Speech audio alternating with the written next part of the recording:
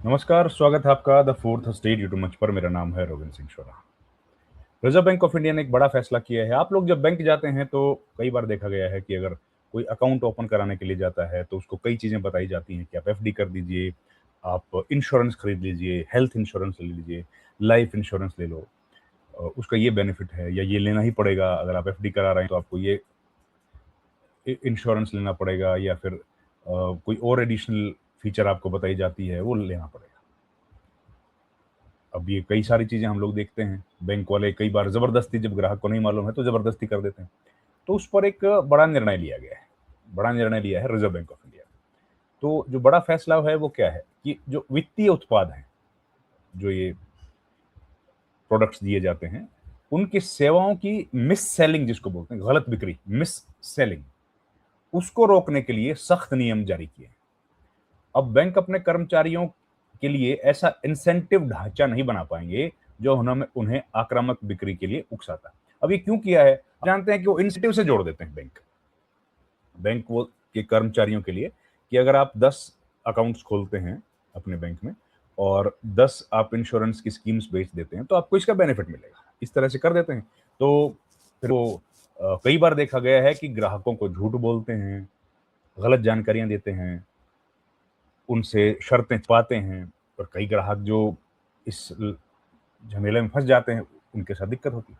तो नए नियम जो होंगे ये 2027 से लागू होंगे।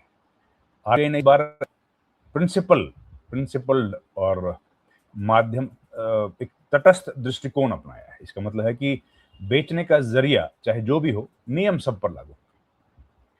अब इसके दायरे में सोशल मीडिया इन्फ्लुएंसर भी आएंगे जो बेचते हैं ना कि ये स्कीम ले लो, ये स्कीम मत लो, ये स्कीम ले लो, ये वो भी इसके दायरे में आएंगे। साथ ही बैंकों के लिए काम करने वाले डिजिटल मार्केटिंग मध्यस्थों को भी इसके दायरे में लाया गया है। जो डिजिटल मार्केटिंग के जो क्रिएटर्स होते हैं वो भी आ गए। अब आम लोगों को गलत तरीके से वित्तीय उत्पाद बेचने के मामला लगातार बढ़ रहा है। इस तरह की इशूज लगातार सरकार के पास आते हैं कि भाई ये बढ़ते जा रहे हैं। इसी को ध्यान में रखते हुए रिजर्व बैंक ने कदम उठाया है। अब ये तो हम लोग देखते हैं कि हमने तो अकाउंट खोला था, ये किसने कर दिया? हमने तो इंश्योरेंस कर दिया, लाइफ इंश्योरेंस कर दिया, हेल्थ इंश्योरेंस कर दिया, हमने तो किया नहीं था। तो नए नियम जो है उसके तहत अब थर्ड पार्टी की तरफ से बैंक कर्मचारियों को मिलने वाले इंसेंटिव पर रोक लगा दी गई है। हालांकि बैंक अपनी तरफ से अपने कर्मचारियों को इंसेंटिव दे सकते, मतलब ये है कि पहले क्या था कि भाई आप ये इंश्योरेंस बेचोगे तो आपको ये बेनिफिट होगा। अब वो बंद कर दिया है।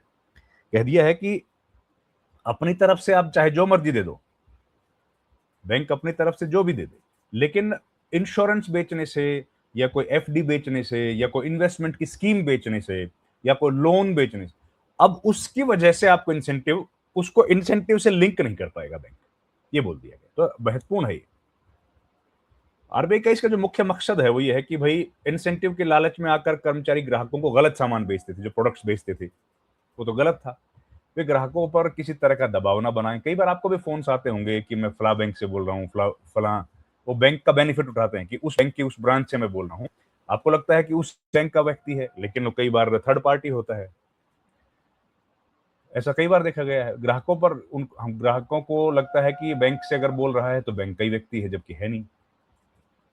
तो इसके पहले फरवरी में केंद्रीय बैंक ने अपने संबंध में एक ड्राफ्ट जारी किया था इसके संबंध में। उस ड्राफ्ट में बैंकों और एनबीएफसी को तीसरे पक्ष के उत्पादों के विज्ञापन और बिक्री को लेकर व्यापक दिशा निर्देश जारी किए थे। इसके बाद सभी पक्षों में फीडबैक लिया गया। अब आरबीआई ने अपनी अंतिम गाइडलाइन जारी कर दी। गाइडलाइंस हैं, देखिए फिर से कह रहा हूं, दिशा निर्देश, लेकिन सख्त हैं। अब इंसेंटिव का नया गणित क्या है? क्या मिलेगा किस पर बैंक? बाहरी कंपनियों से डायरेक्ट कमीशन लेना मना कर दिया। बैंक की तरफ से मिलने वाले रिवॉर्ड पर रोक नहीं है। ऐसे टारगेट नहीं मिलेंगे जो ग्राहकों को परेशान करें। तो बैंक्स के लिए है कि ऐसा आप एम्प्लॉयज को मत फंसाइए। अब विज्ञापन और बिक्री के लिए पूरी जिम्मेदारी बैंक, सीधे तौर पर बैंक और वित्तीय जो भी एनबीएफसी है उसकी होगी। उत्पाद चाहे सीधे बेचा जाए या किसी एजेंट के जरिए बेचा जाए, जवाबदेही बैंक की ही तय होगी।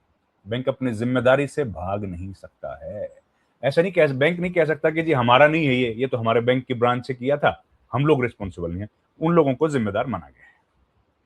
फिर जो मीडिया इन्फ्लुएंसर्स हैं या लोन सर्विस प्रोवाइडर्स, उसको लेकर भी स्पष्टीकरण दिया गया है। आरबीआई ने कहा है कि बैंकों को जोड़ने वाले इन्फ्लुएंसर और डिजिटल मार्केटिंग के जो मीडिएटर्स हैं, अब वो डीएसए या डीएमए की श्रेणी में ही आएंगे। इसके लिए नियमों की परिभाषा को भी बदल दिया गया है। अब बैंक बाहरी एजेंटों की गलती बताकर अपना पल्ला नहीं झाड़ पाएगा। अब रडार पर कौन कौन है? रील्स वीडियो बनाकर ग्राहकों को फंसाने वाले इन्फ्लुएंसर्स की खैर नहीं। कर्ज दिलाने वाले डिजिटल प्लेटफॉर्म लोन अब भी इस दायरे में आएंगे। मतलब कहा जाता है ना, ये कहते हैं कि भाई ये स्कीम चल रही है, आप ये ले लो। उसके रील्स बनाते हैं लोग, रील्स आप देखते हैं, नीचे कहा जाता है कि लिंक है, लिंक में आप जाके कर सकते हैं, इसको खरीद सकते हैं। उन पर रोक लगाई है। अब कोई भी विदेशी नागरिक सीधे नहीं खरीद सकेगा भारतीय कंपनियों के शेयर। भारतीय रिजर्व बैंक ने देश के शेयर बाजार को लेकर एक बड़ा फैसला किया है। अब दुनिया का कोई भी विदेशी नागरिक सीधे भारतीय कंपनियों के शेयर नहीं खरीद पाएगा। एक शेयर खरीद सकेगा।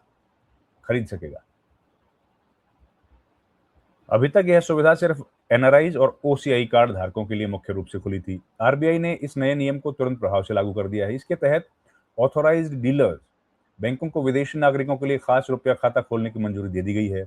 इस खाते के जरिए विदेशी निवेशक भारत में हुई कमाई, निवेश का पैसा आसानी से टैक्स चुकाकर वापस अपने देश ला सकेंगे।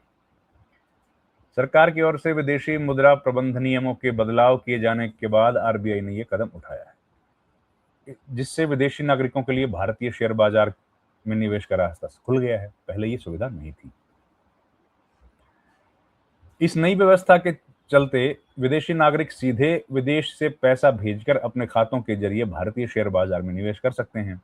इसके लिए उन्हें एक खास किस्म का खाता चुनना पड़ेगा, जिसका इस्तेमाल सिर्फ शेयरों के लेन देन के लिए ही किया जाएगा।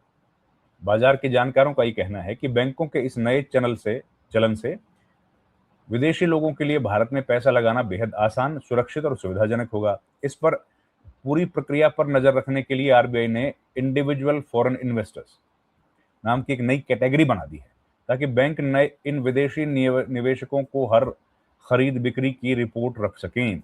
हाल में आरबीआई ने गवर्नर संजय मल्होत्रा ने मौद्रिक नीति समिति की बैठक के बाद संकेत दिया था। उन्होंने एनआरआई और ओसीआई के लिए बिना सेबी रजिस्ट्रेशन के निवेश करने की सीमा बढ़ाने और 30 सितंबर 2026 तक बैंकों को रियायती फॉरेक्स स्वैप जैसी सुविधाएं देने की बात कही थी। तो ये बड़ा फैसला कुछ हुआ है, आपकी जानकारी के लिए। तो इस वीडियो में इतना ही। आपसे रिक्वेस्ट है, हमारे चैनल को लाइक शेयर सब्सक्राइब जरूर कीजिए। आपका बहुत बहुत धन्यवाद। Thank you very much. नमस्कार।